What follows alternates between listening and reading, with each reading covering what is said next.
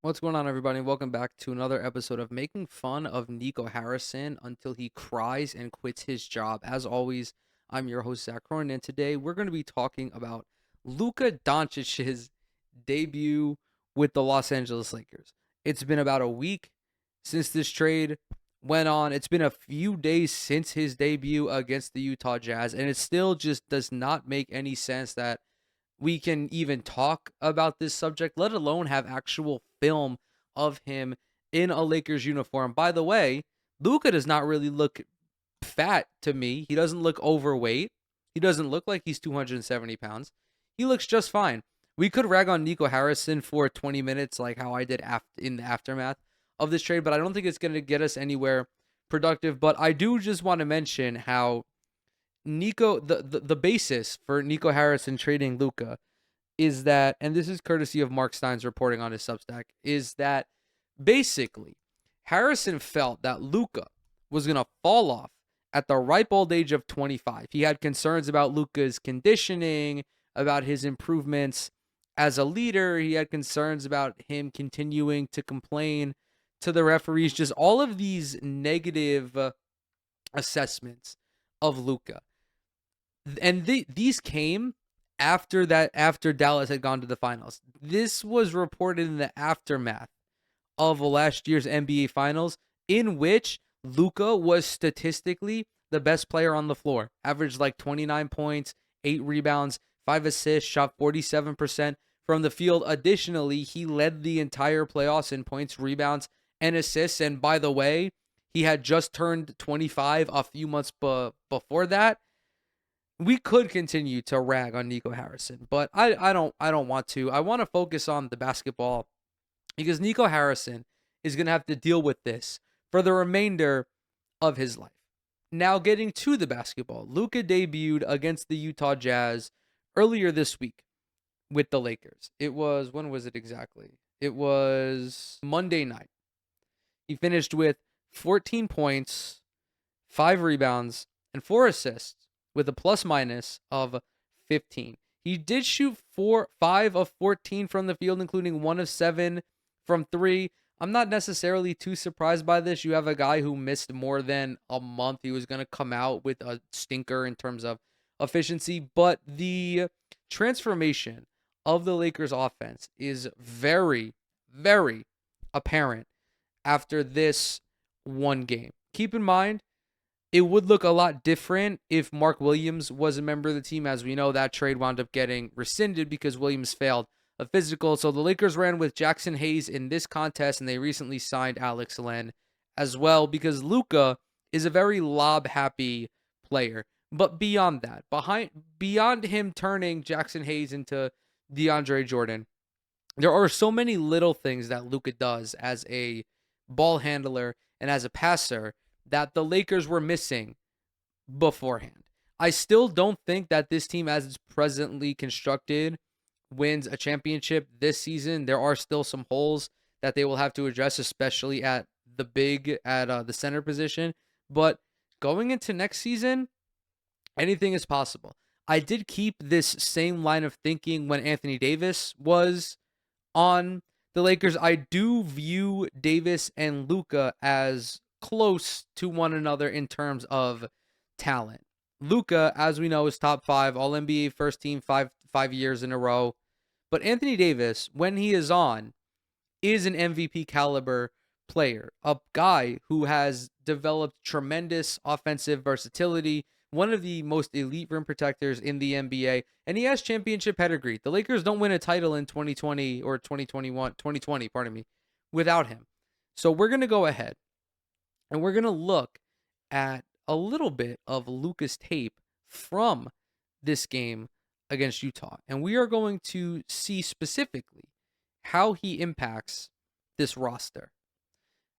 Because the Lakers have shooters, they have LeBron, they have Jackson Hayes, who is serviceable at this point. And of course, Luka, LeBron, and I'll throw Austin Reeves in there as well, provides a really stellar foundation going forward beyond this year, and more so for the Lakers long term. I think a lot of the clowning on Nico Harrison is not only him trading away a player of Luka's caliber, but a player of Luka's caliber who, again, is just 25 years old, and trading him away without getting nearly enough draft capital. But I'm rambling. Let's go ahead. Let's get into it. So we have semi transition. Okay. Good setup by the Lakers right here. You put some pressure on the defense. As you can see, Jackson Hayes is hustling down the court. Austin Reeves is spacing. He's like floating into the corner. This type of up-tempo attack is great. It puts pressure on the defense. Utah defends this relatively well enough. However, they allow Luka to get into the paint unencumbered. And he just winds up one-on-one. And he could have thrown up the floater right here, and he probably could have made it. But this is Luka Doncic. He wants to make a good first impression. He's going to give an easy bucket to his teammate, and there goes Jackson Hayes. Jackson Hayes is going to be infinitely more involved. You could tell by that smile that he's got. He's very excited to be playing here. Luka, as I mentioned, could have taken the floater here as well, but just knowing that Kessler comes up the lob is the easiest bucket in this situation.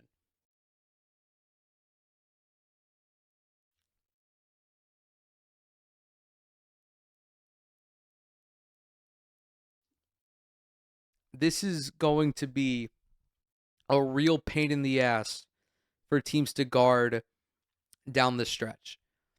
In games where it's a shootout and there's a ton of offense, the Lakers can go to Luka, they can go to Reeves, who has been absolutely cooking since the Luka trade, or they can go to LeBron. And this is Luka's patented move. That little stutter, bring back, the snatch back, gather.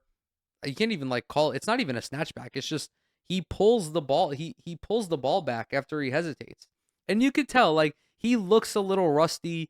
Luka in this game looked like a player who had missed more than a month's worth of NBA action, at least when it came to scoring. His feel for the game, his ability to pass, it's still the same. And we get a great instance of this right here. So he beats, who is this, Lauri Markkanen off the dribble? So he beats Lauri Markkanen off the dribble. Utah has the advantage on the strong side with Walker Kessler, John Collins. It's a 3-on-2. On the weak side, it's effectively a 1-on-2 over here.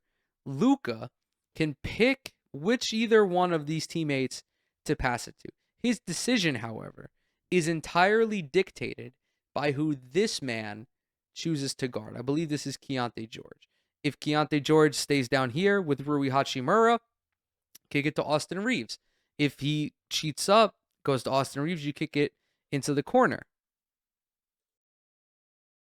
He's frozen right now. The defender is frozen because Luka is using his eyes to play with the defense. We're going to slow it down a little bit just to make it a little easier to watch. He's looking at Austin Reeves, and by the way, young hoopers, horrible fundamentals right here. Never leave your feet on a pass. It's just not a good habit to build. However, when you're Luka Doncic, you can do stuff like this. So you show that you're passing to Austin Reeves, and then you just drop it off into the corner, and there's no way for Keontae George to recover. And even if he does, Hachimura has a pretty uncontested shot over a smaller defender. Now, that missed. Sometimes they miss, but the ball winds up back in Luka's hands anyway. These are the types of situations that the Lakers are going to have, especially the Lakers shooters that they may not have had before. Because if LeBron is not on the court, these types of possessions simply were not happening. LeBron is one of the few players, or Luka is one of the few players similarly to LeBron, who has the capacity to make these sudden and sometimes even late reads on the defense.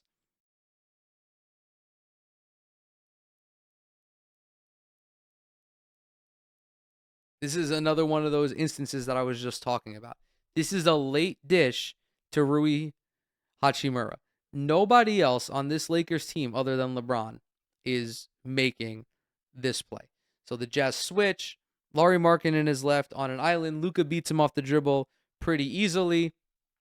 Now, this is not good defensive discipline from the Utah Jazz. There are already 3 people in the paint guarding 2 players, one of them being Jackson Hayes and the other being Luka Doncic. There's no reason for John Collins to be cheating over this much off of Rui Hachimura.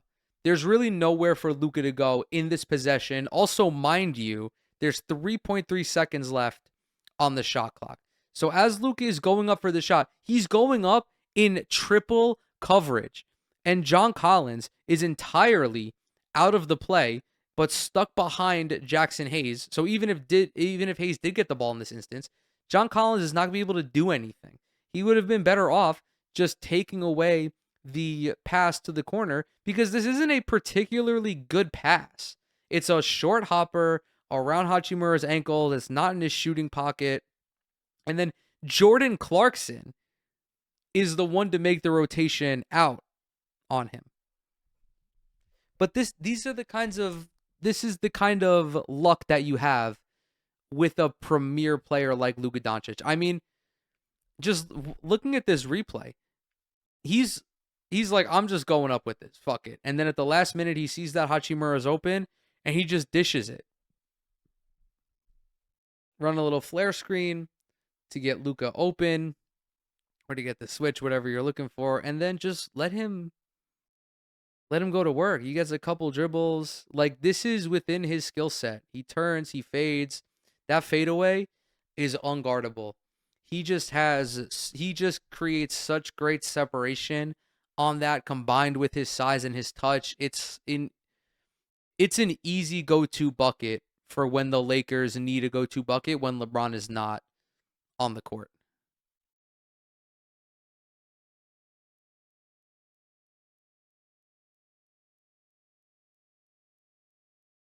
There's nothing about him that's different from when he was with the Mavericks either, which adds another layer of what the fuck to this trade. Because if I was in a coma and you showed me this, I would have to ask, what happened that Dallas made this trade? Like, what went wrong with Luka? Because he looks like the same exact player, despite, of course, the shooting struggles he had. But he was struggling with his shooting all throughout the season, which largely was probably the result of his health. Oh, this is when his eyes lit up. This is also something else that wasn't happening, really. I mean, sometimes it was. Listen, Anthony Davis was a very decent outlet passer, but there are levels to this. LeBron is the kind of guy who's been catching outlets from Kevin Love and Dwayne Wade. He's used to this from Kyrie Irving. And this is also just another benefit of having a guard or a forward or a ball handler who can rebound, because he collects this rebound, outlets a perfect pass, and LeBron scores in 4 seconds.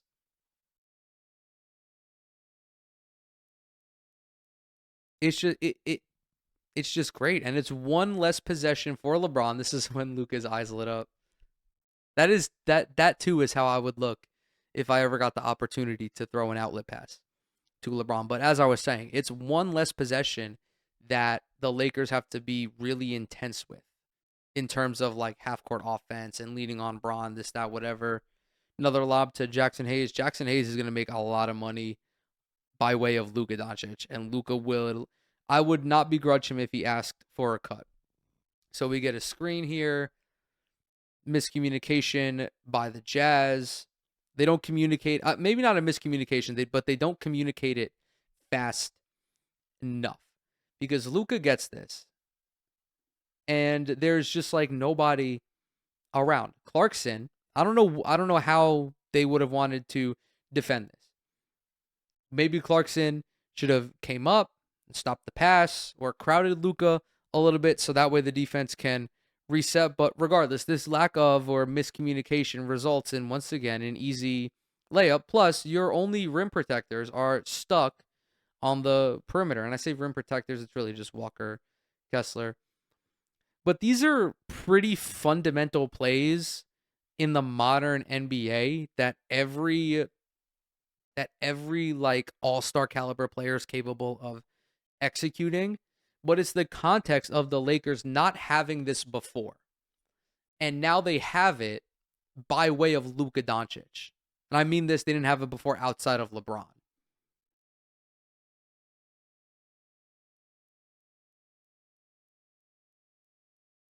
Solid drive. This is Luka, man. This is Luka.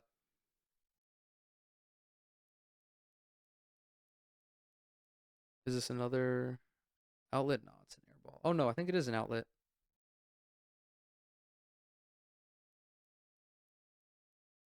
That pass got tipped, but this is still solid, fundamental basketball. It's your goal on the rebound to advance the ball as quickly as possible, especially when you have a 1v1 on the other court, on the other side of the court, and the 1v1 is LeBron versus literally anybody else. This is just making the right play. But not everybody is capable of doing this because it is rather intensive being able to either receive the rebound or receive the pass and immediately turn and look. This is something that bigs in particular have to spend a lot of time on because it's not something that they're used to doing. They're used to getting the ball, turning, and then looking. But the foundations of a great passer, a great outlet passer, is your ability to see before you have the rebound. You can watch Luka in this instance. Dorian Finney-Smith gets the rebound and he shovels it to Luka, but Luka is already looking ahead before he has the ball. So that way, all he has to do at this point is square his body. He doesn't even like really square his body. He just turns. And then you make the outlet and then you generate an easy pass. And that was pretty much Luka's debut. It's not the ridiculous performances that we've seen from Luka in the past. It wasn't that 70-pointer he had. It wasn't any of the, 60 some odd triple doubles he's had to begin in his career. But he's not going to have to be that all the time with the Lakers.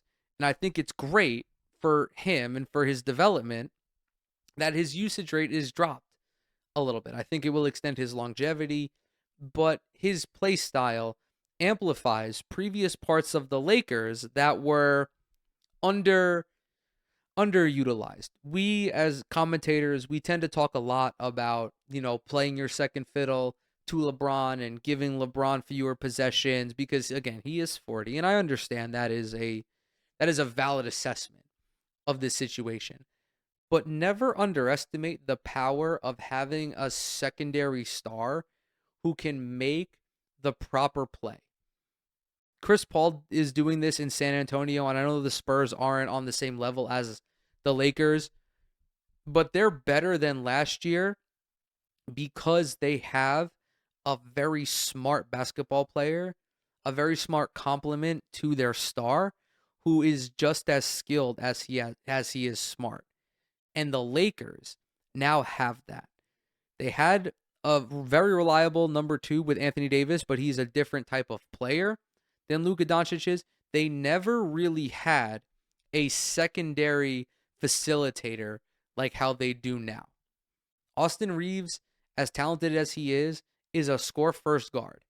Bringing in Luka Doncic gives them point guard minutes, which you so desperately need in the NBA, but also you get the potential scoring output of a dude who's like the third leading scorer among active NBA players. And with that, I'm going to go ahead and close this video out. Thank you guys so very much for coming to hang out with me today. As always, everything I'm associated with is down in the description box below. Twitter, Instagram, TikTok. Subscribe to the channel. Leave a like on this video. Drop a comment as well. It really helps out with the algorithm. If you do any of those 3 things, you will become my new favorite person. And with that, I will see y'all in the next one.